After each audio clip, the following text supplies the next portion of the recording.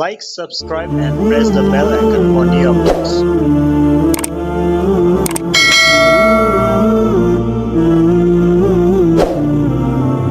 نحمده ونصلي ونسلم على رسوله الكريم اما بعد فاعوذ بالله من الشيطان الرجيم بسم الله الرحمن الرحيم وهو الذي أنشأ جنات معروشات وغير معروشات والنخل والزرع مختلفا أكله والزيتون والرمان متشابها وغير متشابه كلوا من ثمره إذا أثمر وآتوا حقه يوم حصاده ولا تسرفوا إنه لا يحب المسرفين ومن الأنعام حمولة وفرشا كلوا مما رزقكم الله ولا تتبعوا خطوات الشيطان إنه لكم عدو مبين ثمانية أزواج من الضأن اثنين ومن المعز اثنين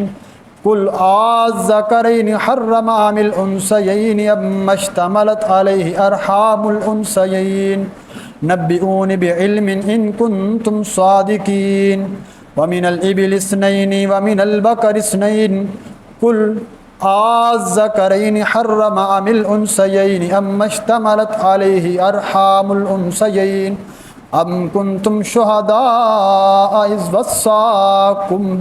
وصاكم الله بهذا فمن أظلم ممن افترى على الله كذبا ليضل الناس بغير علم إن الله لا يهدي القوم الظالمين صدق الله العظيم اللهم صل على سيدنا ومولانا محمد وعلى آل سیدنا و مولانا محمد وبارک وسلم ثم صلی علیہ۔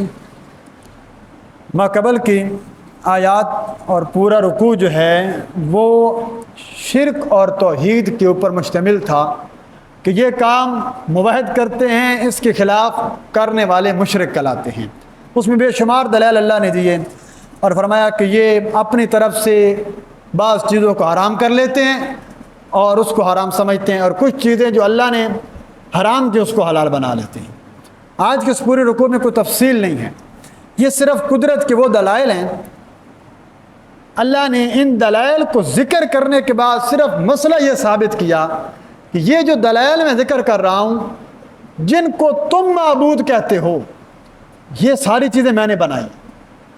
اگر وہ واقعتاً معبود ہیں تو اس جیسی کوئی ایک چیز بنا کر پیدا۔ اللہ دوسرے مقام پہ کہتے ہیں بنانا تو بڑی دور کی بات ہے، اگر مکھی ان سے کوئی چیز چھین کے لے جائے تو یہ اس سے واپس بھی نہیں لے سکتے۔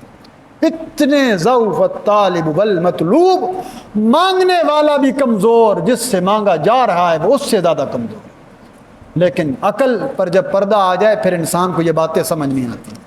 ان پہلی دو آیتوں میں جو اللہ نے دلائل ذکر کیے وہ دو قسم کے درخت ہیں۔ یہ ہمارے ہاں ایک وہ درخت جو اونچائی میں بغیر تنے کے چلتے ہیں، جسے ہم بیل کہتے ہیں، انگوروں کی بیل ہے جو درختوں پر اونچائی میں دیواروں کے ساتھ اوپر چڑھتی ہیں۔ کچھ اللہ کہتے ہیں معروشات ہیں، وہ ہیں۔ کچھ وہ درخت ہیں جو تنے والے ہیں اور وہ بھی اوپر ہوتے ہیں جیسے ہمارے تمام درخت۔ کچھ وہ بیلیں ہیں جو درختوں پر نہیں چڑھتی، زمین پر پھیلتی ہیں۔ اللہ کہتے ہیں یہ بھی ہم پیدا کرتے ہیں، جو ہمارے ہاں ساری موجود ہیں۔ پھر ان میں سے جو پھل لگتے ہیں، ہر ایک کے پھل دیکھنے میں بعض اوقات ملتے جلتے ہوتے ہیں، لیکن ہر ایک کا ذائقہ اللہ نے مختلف بنایا ہے۔ یہ اللہ کی قدرت کے نمونے ہیں۔ پھر خاص طور پر اللہ نے 3 پھلوں کا ذکر کیا، کھجور، زیتون اور انار۔ کھجور کے بھی بڑے فوائد اللہ کے نبی صلی اللہ علیہ وسلم نے ہمیشہ استعمال کی۔ زیتون حضور صلی اللہ علیہ وسلم نے ساری زندگی استعمال کیا۔ رومان آپ صلی اللہ علیہ وسلم جب دستیاب ہوتا آپ اس کو استعمال کرتے تھے۔ اس کے بارے میں مشہور ہے کہ جنت کے پھل، تقریباً پھل سارے اللہ کے ہاں جنت میں اللہ نے یہ سارے پھل بھی دینے ہیں، لیکن ان کے ذائقے بالکل مختلف ہوں گے۔ تو زیتون کے بڑے فوائد ہیں اور کھجور کے، لیکن اپنے آپ مزاج کے مطابق۔ حضرت علی رضی اللہ تعالیٰ عنہ آئے، حضور صلی اللہ علیہ وسلم کھجور کھا رہے تھے، صدیق اکبر اور حضرت عمر فاروق بھی ساتھ بیٹھے ہیں۔ حضرت علی رضی اللہ عنہ جیسے کھجور کھانے لگے نا، آپ فرمایا علی رک جاؤ، تم نے کھجور نہیں کھانی۔ یا رسول اللہ کیا بات ہے؟ اور میں ابھی بخار سے اٹھ کر آیا. حضرت علی رضی اللہ عنہ کو بخار تھا, اور بخار کی حالت میں کھجور کھاؤ گے تو یہ زیادہ تمہیں خراب کر سکتی ہے. یہ حضور صلی اللہ علیہ وسلم کی حکمت, یعنی ابھی کمزوری ہے نا, کھجور طاقت والی چیز ہے, ایسا نہ ہو کہ یہ طاقتور غذا یکدم کھاؤ گے تو نقصان دے گی. تو یہ اس لیے علماء نے لکھا کہ آپ صلی اللہ علیہ وسلم کے عمل اپنائے, لیکن ساتھ حکمت کے تحت بھی, یعنی حکیم سے بھی بندہ مشورہ کر کے چلے کہ اس میں ہاں ایک دو دانے وہ تو کوئی چیز اس میں ہر ایک چیز ہے, مستقل چلانی, مزاجوں کے بھی فرق ہوتے ہیں. اس کے بعد اگلی 2 آیتوں میں 2 قسم کے جانوروں کا ذکر کیا. ٹوٹل 8 قسمیں بنتی ہیں, بھیڑ, بکری, گائے, بھینس اور اونٹ. ان ہر ایک کی نر اور مادہ 2 قسمیں ہیں. یہ اللہ کیسے نہیں 4 قسم کے 4 ہیں اور 2 ملائیں, ان کو جوڑے بنائیں تو 8 جانور بنتے ہیں. یہ اللہ نے پیدا کیے ہیں. ان میں سے کچھ وہ ہیں جو بالکل چھوٹے ہیں, جن کو ذبح کرتے ہو, کھاتے ہو, ان کے کھالے نیچے بچھاتے ہو. کچھ بڑے ہیں جس کے ساتھ تم سواری کرتے ہو. یہ 8 قسم کے جانور جو ہاں آ رہے ہیں, ہمارے ہاں قربانی میں صرف یہی لگتے ہیں. ہر حلال جانور قربانی میں. پھر اشکال آتا ہے کہ پھر بھینس ہم کو, یہ بڑا مسئلہ چل پڑتا ہے عید کے دنوں میں. بھائی بھینس کٹے کی قربانی کا کوئی مسئلہ نہیں, کیونکہ اس کا نام ہے الجاموس, اور یہ حضور علیہ عرب کا جانور نہیں ہے. بھینس عرب کا جانور ہے ہی نہیں. تو اس کو لغت میں تمام لغت کی کتابوں نے جاموس کو کہا نوع من البقر, یعنی یہ گائے کی ایک قسم ہے.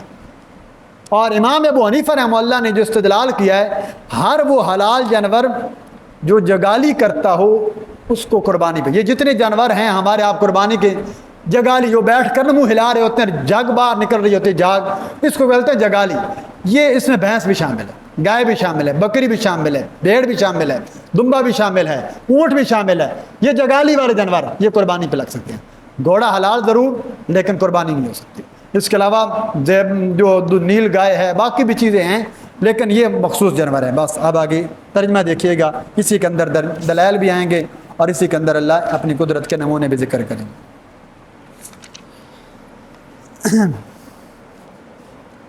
نیازات غیر اللہ کا مسئلہ جی.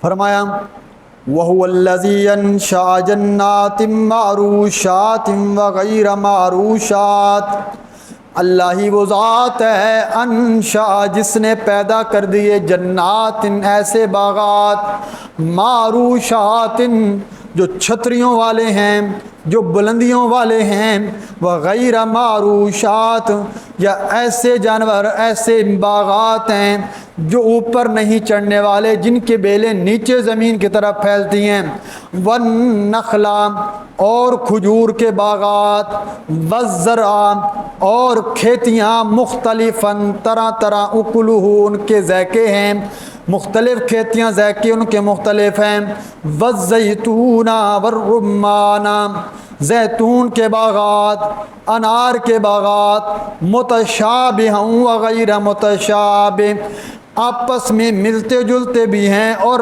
ملتے جلنے والے بھی نہیں ہیں. کچھ ایسے باغات ہیں جن کے پھل ملتے جلتے ہیں, کچھ ایسے ہیں غیر متشابہ جن کے آپس میں شکلیں نہیں ملتی, ذائقے نہیں ملتے. کس لیے ذکر کیے؟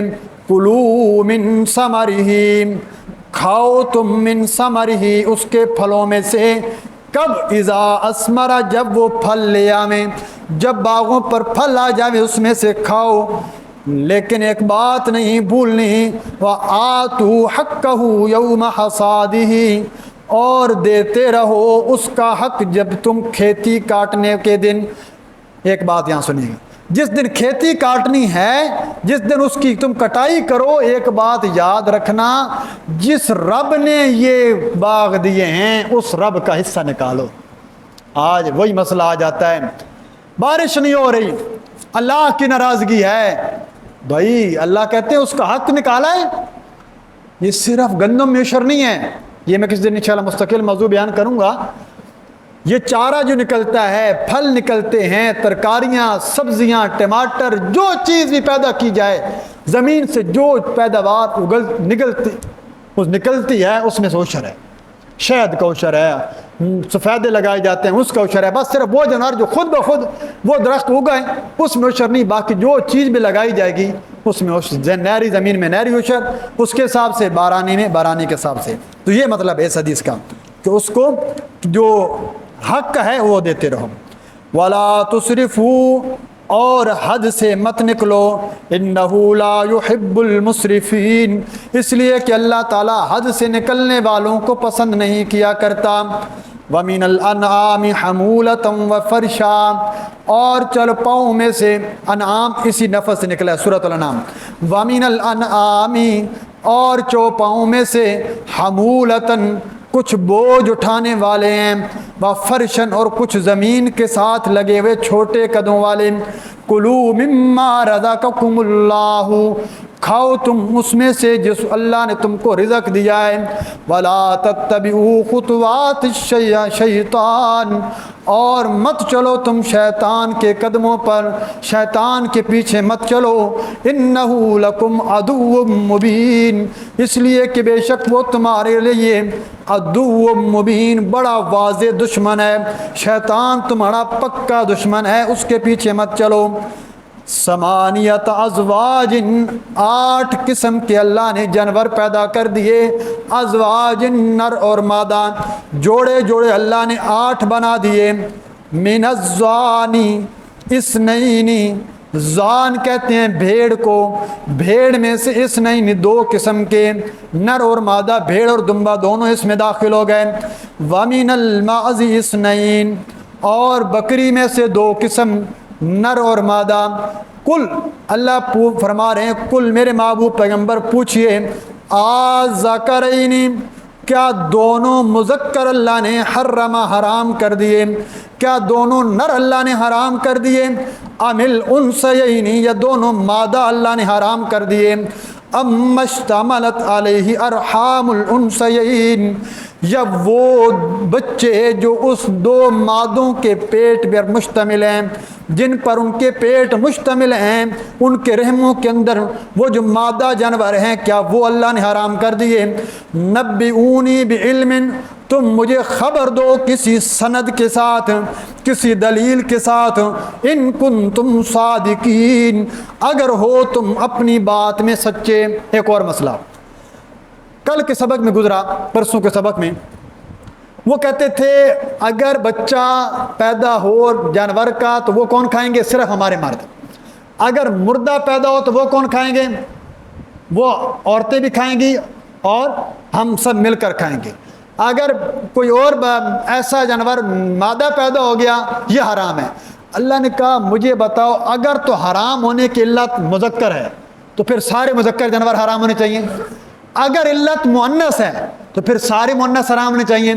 اگر علت حمل ہے، جو اس کے حمل پیٹ میں ہے، پھر سارے حمل حرام ہونے چاہیے۔ یہ کیا اپنے لیے کچھ حلال کچھ حرام، کچھ عورتوں کے لیے حلال کچھ حرام؟ نبیونی بعلم، اس بات پر کوئی دلیل ہے تو لے آؤ۔ قیامت تک کوئی بندہ اس پر دلیل نہیں دے سکتا، نہ کوئی مشرک اس بات پر دلیل دے سکتا ہے کہ جو ہم حرام کرتے ہیں یہ کیوں کرتے ہیں۔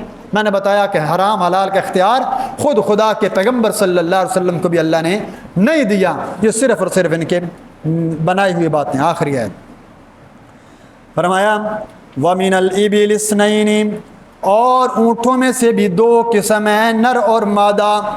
وَمِنَ الْبَقَرِ اثْنَيْنِ، اور گائے میں سے بھی 2 قسم ہیں، نر اور مادہ۔ کل میرے محبوب پیغمبر آپ پوچھئے، اعلان کر دیجئے، آذکرین حرم ام الانثیین، آیا دونوں مذکر حرام ہیں یا ام الانثیین دونوں مؤنث حرام ہیں؟ ام اشتملت علیہ ارحام الانثیین، یا وہ 2 مادے جن پر مشتمل ہے اس جانوروں کا رحم، جو اس کے رحم کے اندر بچہ موجود ہے، وہ حرام ہے۔ کسی پر تمہارے اوپر دلیل نہیں ہے۔ ام کنتم شہداء اذ وصاکم اللہ، ام کنتم، آیا تم حاضر تھے، ام کنتم شہداء، کیا تم اس وقت حاضر تھے، اذ وصاکم اللہ بہذا، جب وصیت کی تھی اللہ نے تم کو اس حکم کی، جب اللہ نے تمہیں کہا تھا اس کو حرام کر لینا، اس کو حلال، کیا تم موجود تھے؟ نہیں۔ فمن اظلم ممن افترى علی اللہ کذبا، اس شخص سے بڑا ظالم کون ہو سکتا ہے؟ ممن افترا، جس نے جھوٹ باندھ لیا، علی اللہ، اللہ کی ذات پر، کذبن، پھر جھوٹی بات گھڑ لی، گھڑا بھی اللہ کی ذات پر جھوٹ، کیوں؟ لیضل الناس بغیر علم، تاکہ وہ گمراہ کرے لوگوں کو بغیر دلیل کے، بغیر علم کے۔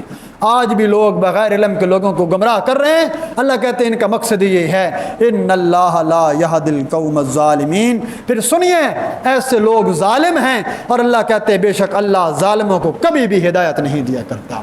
جو ظالم ہوا کرتے ہیں، اللہ فرماتے ہیں چونکہ انہوں نے اپنا فیصلہ خود کر لیا، ان کو کبھی بھی ہدایت نہیں ملے گی۔